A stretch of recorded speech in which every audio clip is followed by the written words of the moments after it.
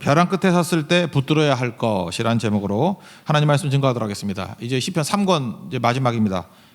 이게 배경은 바벨론에 의해서 예루살렘 성전이 파괴되었을 때, 그러니까 예배의 위기에 봉착한 거죠. 절망에 봉착하게 됐을 때, 그때 할 일이 뭐냐? 결론적으로 하면 약속 붙들고 기도해야 된다는 거예요. 약속 붙들고. 이런 다짐이자 또 우리에게 노하우를 보여주고 있습니다. 그러니까 진짜 할 말은 38절 이하예요.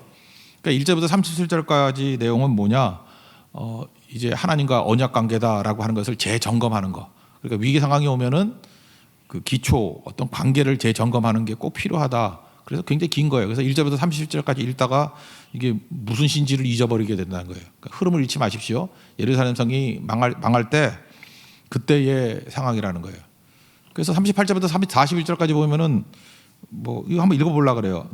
하나님이 노하셨다, 버리셨다, 미워하셨다, 욕되게 하셨다, 뭐 파괴하셨다, 무너뜨리셨다, 탈취 당하게 하셨다, 뭐 욕되게 하셨다. 그러니까 이때가 배경이라고요. 이런 배경에서 드린 기도라는 거예요. 38절부터 41절까지 한번 배경을 읽어보겠습니다. 시작.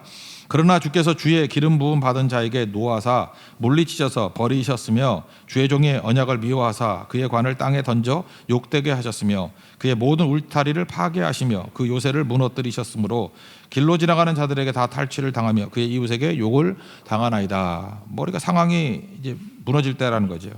그때 우리가 할 일이 뭐죠? 우리도 인생이 막 무너지고 막 벼랑 끝에 놓이게 됐을 때 우리가 할 일이 뭐죠? 결론적으로 약속 붙들어야 약속. 하나님 말씀 붙들고 기도하면서 일어나야 된다. 그게 핵심이라는 것입니다. 그래서 앞부분에 그 전제가 뭐냐? 하나님은 언약에 성실하신 하나님이다. 1절부터 37절까지예요. 하나님은 언약에 성실하신 분이다. 언약이 뭡니까? 뭐 쉽게 얘기하면 약속이죠. 그러니까 위기 순간에는 약속을 점검해야 되고 약속을 붙들어야 된다. 그래서 구약 성경을 보면요, 크게 보면 네 가지 약속이 나오잖아요. 첫 번째가 뭐죠? 노아 약속. 노아의 약속. 뭐 물론 그 이전까지 보면 그 아담에게 주신 약속이 있죠. 그죠? 이제 그거 빼놓고 이제 타락하고 난 다음에 구원의 약속 그러면 노아 약속. 그러니까 지금까지 비가 많이 오더라도 홍수로 세상이 망하지 않겠죠. 무지개 언약이 있으니까. 노아 약속. 두 번째 약속이 아브라함 약속. 내가 너를 복의 매개체가 되게 하리라. 너 하나에게 복 줘가지고 주변이 다 복받게 만들겠다. 아브라함의 약속. 그 세 번째 약속이 시내산 약속이에요. 그래서 출애굽기 19장에 나오죠. 내 백성이 되고 제사장 나라가 되게 하리라. 그게 되게 중요한 약속이죠. 그 다음에 네 번째 약속이 뭐예요? 다윗의 약속. 사무엘하 7장에 나오죠. 내가 네 집을 이렇게 세워가지고 영구하게 만들겠다. 그죠? 이게 다윗의 왕국, 이게 메시아 왕국 만들겠다. 뭐 이런 약속이죠. 그러니까 약속을 중심으로 이렇게 풀어나가면 된다는 것입니다. 근데 한번 생각해 보시죠. 약속은 왜 하죠? 뭐 이렇게 아쉬워서 하는 거 아니에요. 그런데 사실은 약속하면 매이게 됩니다. 약속을 하면 부자유스럽잖아요. 만약에 토요일 날 뭐 12시에 식사를 한다고 제가 약속을 했다고 생각해 봐요. 그러면 내일 12시부터 너무 부자유스럽겠죠. 뭐 딴 게 있더라도 그거 지켜야 되니까 못 가고, 뭐 피곤해서 잠자고 싶더라도 깨서 가야 될 거 아니에요. 그죠? 뭐 더 좋은 일이 있더라도 가야 될 거 아니에요. 그 약속이라는 것은 매이는 거고 부자유스러운 거예요. 그러면 인간은 모르겠지만 하나님 입장에서는 약속할 이유가 있습니까? 없습니까? 없어요. 전능하신 하나님이 약속해서 뭐예요? 뭐가 아쉬운 게 있다고. 그래서 하나님께서 우리와 약속해 주셨다는 건 무슨 얘기죠? 하나님 스스로를 제한하시는 거예요. 하나님 스스로가 매이는 거예요. 하나님께서 부자유롭게 되시는 거예요. 그래서 하나님이 약속하신다 그럴 때 우리가 느끼는 게 뭔지 알아요? 하나님 입장에서 생각하라고. 엄청난 사랑이에요. 언약의 하나님 그럴 때 우리 느껴야 될 게 뭐냐면 엄청난 사랑이라고. 뭐하러 그런 약속을 해? 약속할 이유가 없는 거지. 그죠? 그래서 하나님은 약속해 주셨다. 그 자체가 사랑이라는 것입니다. 그래서 하나님의 사랑을 이렇게 느껴야 돼요. 약속하시는 하나님. 필요도 없는데 왜 약속을 하시지? 우리 사랑하셔서. 또 하나는 우리를 파트너 삼으셨다는 거죠. 동역자로. 같이 일하자. 그래서 하나님의 일을 같이 일하기를 원하잖아요. 우리를 부르셔서. 그게 사랑이죠. 아, 이거 짜증스럽잖아. 어떤 사람을 같이 일하면은. 근데 우리에게 영광을 주시려고 같이 일하자. 그래서 하나님이 약속을 주셨다. 이게 사랑. 하나님이 파트너십을 가지고 우리를 부르셨다. 이게 사랑. 그래서 진짜 하나님의 사랑을 안다 그러면 약속 주신 하나님이 최고고 나를 파트너로 부르신 하나님이 최고다. 이걸 알라는 거예요. 지금 이해가 되십니까? 이걸 알면 진짜예요. 이걸 알면. 그래서 1절부터 37절까지가 약속의 하나님이고 우리가 약속의 백성이고 자녀다라고 하는 걸 재점검하는 거예요. 이게 하나님의 사랑인지 알아야 된다. 반복이죠. 계속 반복하는 거예요. 이게 중요하다는 것입니다. 그래서 하나님은 약속하시는 분이시고 약속에 대해서 맨날 나오는 단어가 뭐냐? 인자와 성실이에요. 인자가 뭐죠? 헤세드. 헤세드라는 단어를 그 NLT 같은 데는 unfailing love라고 번역했다 그랬죠. 결코 실패하지 않는 사랑. 그러니까 약속하신 게 사랑이에요. 인자, 헤세드와 성실. 사랑과 반드시 지키는 거예요. 반드시. 그죠? 하나님이 지킨다고 지키는 거예요. 그래서 인자와 성실. 이게 굉장히 중요한 거예요. 하나님은 언약에 있어서 인자와 성실하신 분입니다. 그랬더니 3, 4절에 하나님이 알긴 아는군. 그래, 나는 언약에 있어서 인자와 성실한 자야. 그게 1, 2, 3, 4절의 고백이라는 것입니다. 한번 읽어보죠. 다 같이 계속 시작. 내가 여호와의 인자심을 영원히 노래하며 주의 성실하심을 내 입으로 대대에 알게 하리이다. 내가 말하기를 인자하심을 영원히 세우시며 주의 성실하심을 하늘에서 경고하시리라 하였나이다. 주께서 이르시되 나는 내가 택한 자와 언약을 맺으며 내 종 다윗에게 맹세하기를 내가 내 자손을 영원히 경고히 하며 내 왕위를 대대에 세우리라 하셨나이다. 그죠? 하나님은 언약에 있어서 인자와 성실하신 분. 알긴 하는군. 나는 언약한 것을 반드시 지키고 다윗과 맹세한 것들을 반드시 이루실 거야. 이게 패턴이라는 거예요. 그냥 그 다음에 뭐 5절부터 30절까지 이제 크게 나오는데 요 패턴 한 번 더 반복하는 거예요. 이제 사람이 얘기합니다. 하나님은 이러이러한 하나님으로 보입니다. 그러면서 네 가지가 나와요. 하나님은 거룩하신, 구별된, 두려우신 하나님이고, 두 번째는 능력의 하나님 같이 보입니다. 세 번째는 창조의 하나님으로 보입니다. 네 번째는 기쁨을 주시는 하나님으로 보입니다. 뭐 이거 말고도 더 할 수 있겠지만 하나님을 찬양하는 거예요. 하나님은 언약에 있어서 거룩한 하나님, 능력의 하나님, 창조의 하나님, 기쁨 주시는 하나님. 그럼 또 하나님 가만히 있겠어요? 그래서 그 뒤에 보면 19절부터 또 뒤에 7가지로 얘기해요. 나는 누구다, 나는 누구다, 나는 누구다. 이렇게 7가지로. 사실 이건 뭐 서론적인 얘기인데 그래도 뭐 안 하면 또 섭섭하니까 한번 해보죠. 거룩한 하나님이다. 5절부터 7절까지 읽겠습니다. 거룩한 하나님이다. 시작. 여호와여 주의 기이한 일을 하늘이 찬양할 것이요 주의 성실도 거룩한 자들의 모임 가운데서 찬양하리이다. 무릇 구름 위에서 능히 여호와 비유게 할 자 누구며 신들 중에서 여호와 같은 자 누구리이까. 하나님은 거룩한 자의 모임 가운데서 매우 무서워할 이시오며 둘러있는 모든 자 위에 더욱 두려워할 이신이다. 구별되는 하나님이다. 그러니까 거룩한 하나님. 그러니까 다른 것과 구별되시는 분이다. 두려운 분이다. 이게 첫 번째고, 두 번째는 능력의 하나님이다. 능력 8절부터 10절까지 시작. 여호와 만군의 하나님이여 주와 같이 능력 있는 이가 누구리까. 여호와여 주의 성실하심이 주를 둘렀나이다. 주께서 바다의 파도를 다스리시며 그 파도가 일어날 때 잔잔하게 하시나이다. 주께서 라합을 죽임 당한 자같이 깨뜨리시며 주의 원수를 주의 능력의 팔로 흩으셨나이다. 그러니까 거룩한 하나님, 두 번째는 능력의 하나님, 세 번째는 창조의 하나님, 창조하셨다는 거예요. 11절부터 14절까지 시작. 하늘이 주의 것이요 땅도 주의 것이라. 세계와 그 중에 충만한 것을 주께서 건설하셨나이다. 남북을 주께서 창조하셨으니 다볼과 헤르몬이 주의 이름으로 말미암아 즐거워하나이다.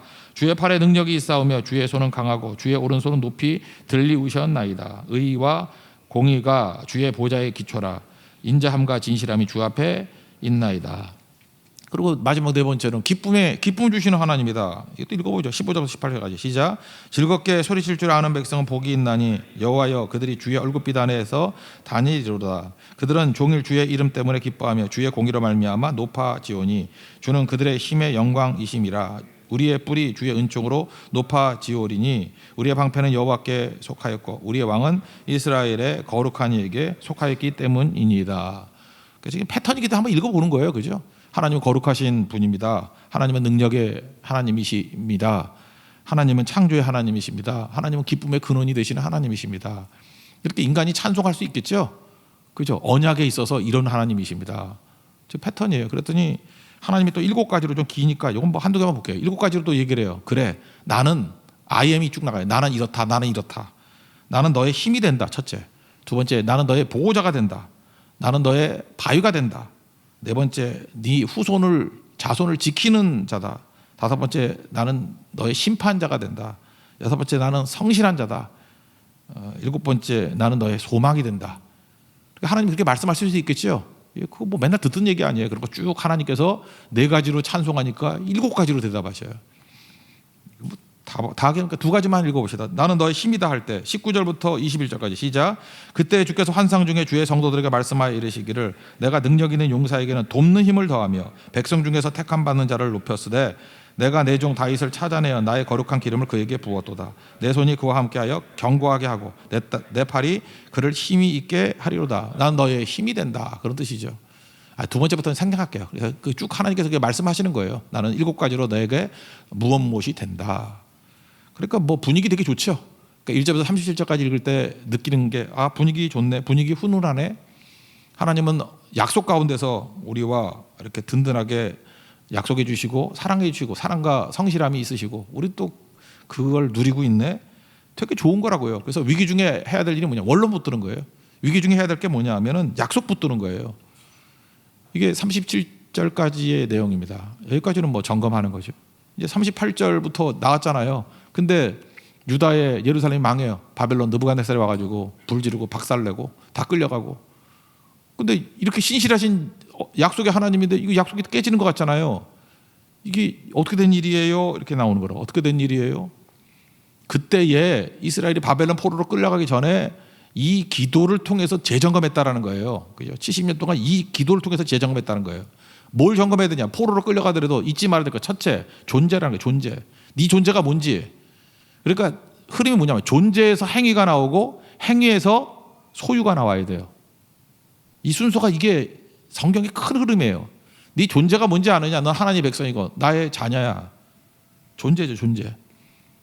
여러분 어떤 행동 갖고 잠깐 분석하면 안 돼요. 존재에서 나오는 거죠. 존재에서. 그러니까 저 사람이 왜 저렇게 행동을 해? 자녀니까. 그럼 이해가 되죠.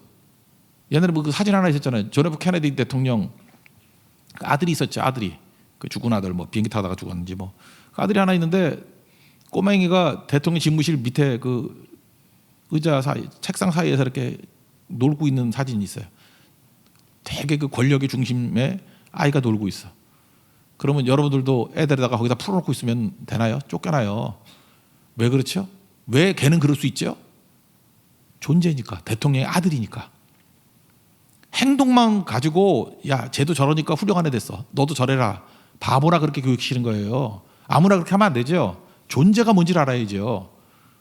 아들이기 때문에 저럴 수 있어요. 존재에서 행동이 나오고 행동에서 열매가 나오는 거예요. 소유. 30배, 60배, 100배 열매. 그래서 우리가 성경에서 계속 강조하는 게 뭐냐면 우리가 누구냐를 맨날 강조해. 누구냐? 하나님의 자녀다. 하나님 백성이다.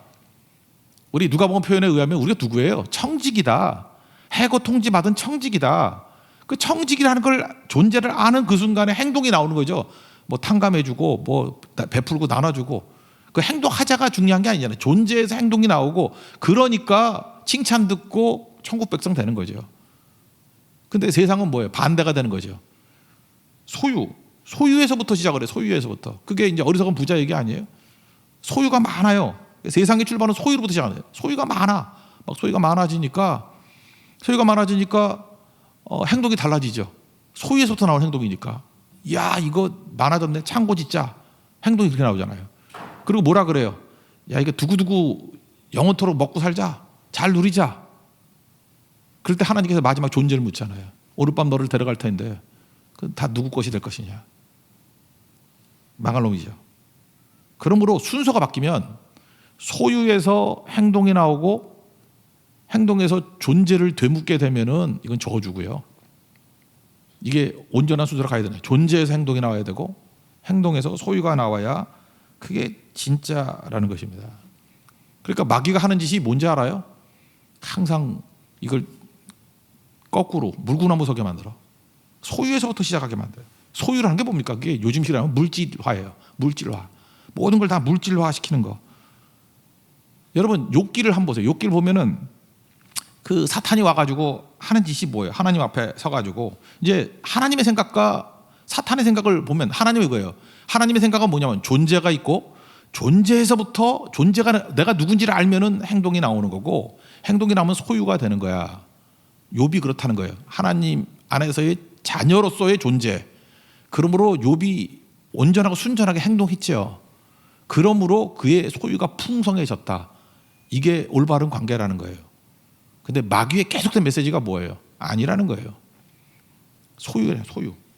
이제 물질부터 시작된다는 거예요. 그래서 마귀가 뭐라고 하냐? 욥기 2장 3절에서 이렇게 얘기해요. 먼저 하나님이 자랑하거든요. 야, 욥 주야에 봤냐? 온전하고 정직하여 하나님 경외하고 악에서 떠난 자가 없다. 그랬더니 마귀가 자기 생각을 얘기하는 거예요.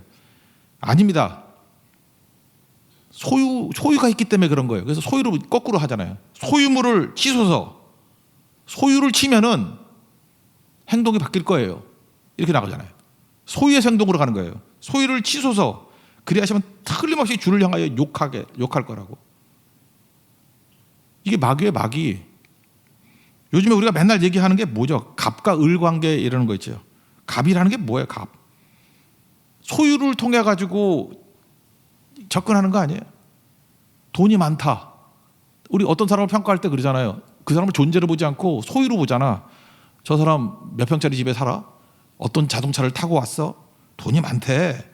권력이 있대. 명문대 나왔대. 다 소유 아니에요?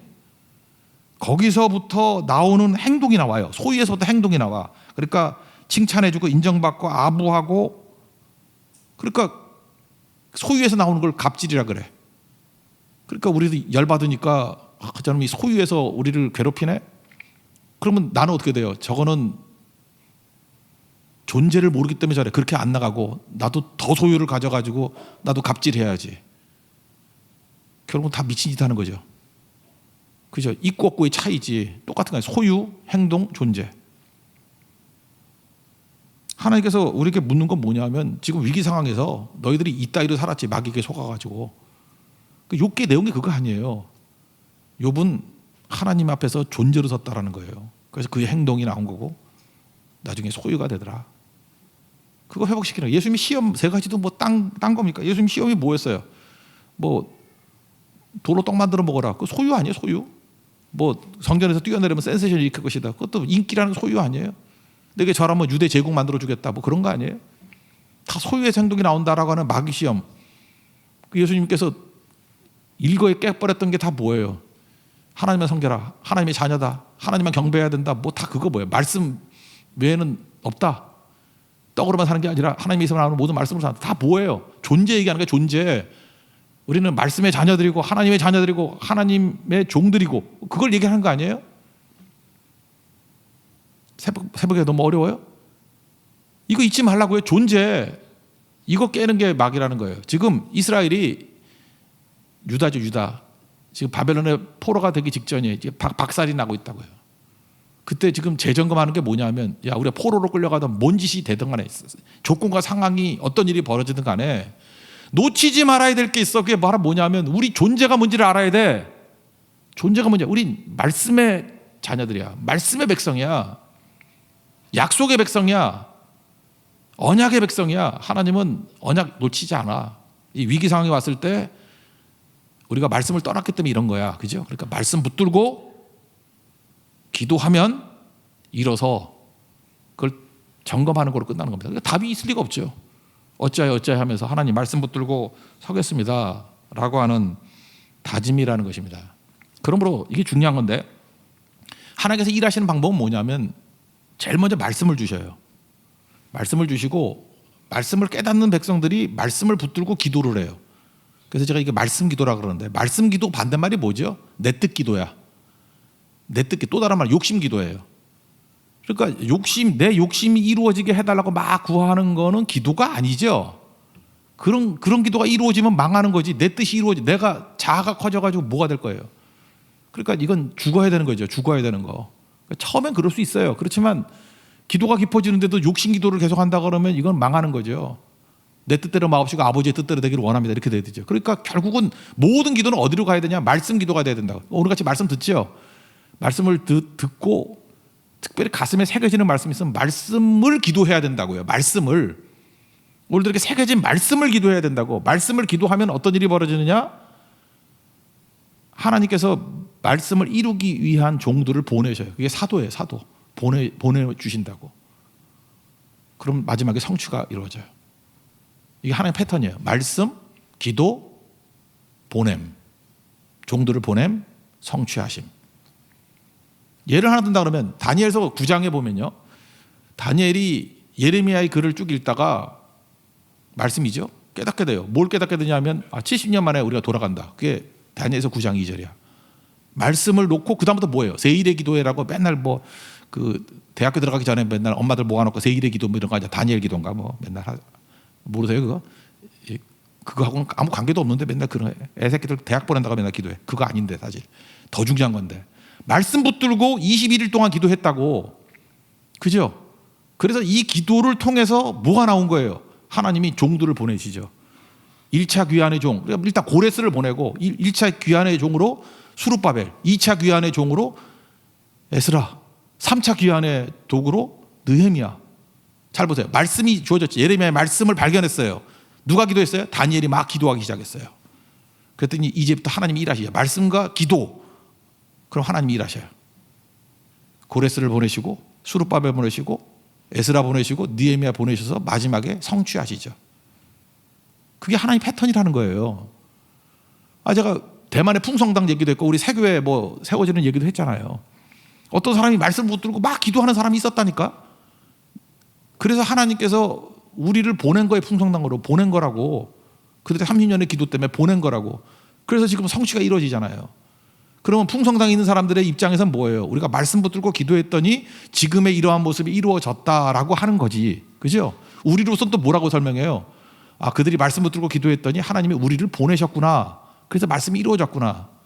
결국은 입장은 다르지만 크게 보면 다 똑같은 거죠. 말씀, 기도, 보냄, 성취. 지금 이 패턴을 잊지 말라고 지금 망하는 백성들에게 설교하고 있는 거예요. 말씀 붙들고 기도해. 그럼 반드시 하나님이 사람 보내주고 성취할 거야. 실제로 돌아왔죠. 70년 만에 돌아왔잖아요. 그게 하나님의 약속이라는. 그래서 우리가 해야 될 일이 뭐죠? 말씀이 중요해요. 말씀이. 북한에 가보면요. 저도 2005년에 북한에 갔었는데 가기 전에 인솔 하셨는데 이름은 얘기 안 할게요. 어떤 총장님께서 성경책을 2권 주더라고. 그래서 뭘 하느냐 그랬더니 북한에 여기저기 가면서 성경을 좀 이렇게 흘리고 오래. 성경을 흘리고 오래. 근데 북한의 죄 중에 하나가 뭔지 알아요? 성경 잃어버리는 죄가 있어. 성경 잃어버리면 안 돼. 내가 볼 때요. 우리 이 한국의 크리스찬보다 북한 공산주의자들이 믿음이 훨씬 좋아. 믿음이 훨씬 좋아. 무슨 믿음이 있냐면은 성경의 능력을 알아 그들이. 성경의 능력을 우리보다 훨씬 더 크게 믿어요. 그래서 성경이 들어오면 체제가 무너진다는 걸 알아. 성경이 무섭다는 걸 알아. 그래서 공항부터 계속 뒤지는 거예요. 맨날 얘기하는 게 뭐냐면 제가 갈 때만 해도 그래요. 뭐 조그만 소형 녹음기 있어요? 카메라 있어요? 내가 그거 왜 들고 다냐 그래가 몰카범도 아니고. 예. 근데 또 묻는 게 뭐냐? 성경책 있냐 물어봐요. 성경책 있냐고. 나는 없다고 얘기 안 하고 모른다 그랬어요. 그랬더니 보내주더라고. 거짓말 안 했어요. 난 모른다 그랬어요. 난 그분이 주신 거 물론 성경인지 알았지만 확인 안 해봤거든. 일부러 양심상 성경이었어요 그거. 결국 그러다가 못 잊어버리고 집에까지 들고 왔어요. 잊어버리고 줄 기회가 없어가지고 그러던데 하여튼간에 중요한 게 그렇게 성경을 무서워하더라고요. 왜 그렇죠?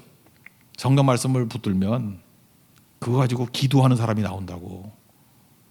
성경 말씀 붙들고 기도하는 사람이 나와. 그럼 하나님이 사람을 보내서 뒤집는 거예요. 그러니까 우리가 할 일은 뭐죠? 우리가 할 일은 성경 놓고 기도하는 거예요. 그게 말씀 기도예요. 말씀 놓고 기도하는 거예요. 듣자마자 막 기도하면은 우리 교회가 할 일은 그거예요. 성도들에게 말씀 이렇게 증거같이 이렇게 말씀 왕창 증거하고 성도들 그 말씀 붙들고 계속 기도하고 그 하나님이 사람 보내셔서 성취하셔요. 믿습니까? 그게 하나님 일이라는 거예요. 지금 망하는 상황에서 지금 유다 백성들에게 하는 얘기예요. 야 언제까지 그따위 소리 하지 말고 말씀 붙들고 기도해. 그럼 반드시 이루어져. 그 마지막 장면만 읽고 마치겠습니다. 46절부터 52절까지 한번 읽겠습니다. 시작. 여호와여 언제까지니까 스스로 영원히 숨기시리이까 주의 노가 언제까지 불붙들 하시겠나이까 나이 때가 얼마나 짧은지 기억하소서. 주께서 모든 사람을 어찌 그리 허무하게 창조하셨는지요. 누가 살아서 죽음을 보지 아니하고 자기 영혼을 수월의 권세에게 건지리이까. 이제 본론입니다. 주여 주의 성실하심으로 다윗에게 맹세하신 그 전에 인자하심이 어디 있나이까. 주는 주의 종들이 받은 비방을 기억하소서. 많은 민족의 비방이 내 품에 있사오니 여호와여 이 비밀은 주의 원수들이 주의 기름 부음 받은 자의 행동을 비방한 것이로소이다. 여호와를 영원히 찬송할지어다. 아멘 아멘. 이 상황을 얘기하면서 앞에 언약을 얘기하는 거죠. 이제 언약 놓고 약속 놓고 뭐 하겠다는 거예요? 기도하겠다는 거예요. 약속대로 돌아옵니다. 하나님께서 그렇게 우리를 이끌어 가실 것입니다. 그런 승리를 맛보는 믿음의 종되기를 축원합니다. 그러므로 벼랑에 섰을 때, 제가 마지막 오늘 제목인데 아폴리네르라는 프랑스 시인이래요. 벼랑 끝으로 오라라는 시거든요. 그가 말했다. 벼랑 끝으로 오라고. 주님이죠. 두렵습니다. 이렇게 대답을 했대요. 그랬더니 다시 주님이 말씀하시네. 벼랑 끝으로 오라. 갔더니 주님께서 거기서 확 우리를 밀어버리더래. 그 순간에 우리가 날 수 있게 되었다. 말씀 아니고 에고에 사로잡혀가지고 내 뜻에 사로잡혀가지고 부들부들 떠는 거예요. 에고는 두려운 거거든. 이거 다 망했는데 어떡하나. 나를 쳐다보니까 상황과 조건 속에 매달려 있으니까. 그때 주님께서는 벼랑 끝에 와가지고 말씀 붙들고 밀어버려요. 그때 말씀 기도가 나온다고. 그때 비로소 날아오르게 만드는 하나님의 인도하심이 있더라는 것입니다. 여러분 지금 삶이 어려우십니까? 어려울 때 똑같은 얘기예요. 벼랑 끝에 서 있습니까? 말씀 붙들고 기도하라는 거예요. 말씀 기도. 그럼 주님께서 주님의 방법으로 보내주셔서 성취케 해주신다. 주님의 뜻은 주와 함께 날아오르는 것입니다. 주와 함께 날아오르는 인생이 되는 축복이 임하기를 기원합니다. 자리에서 일어나겠습니다. 주품에 찬양하겠습니다.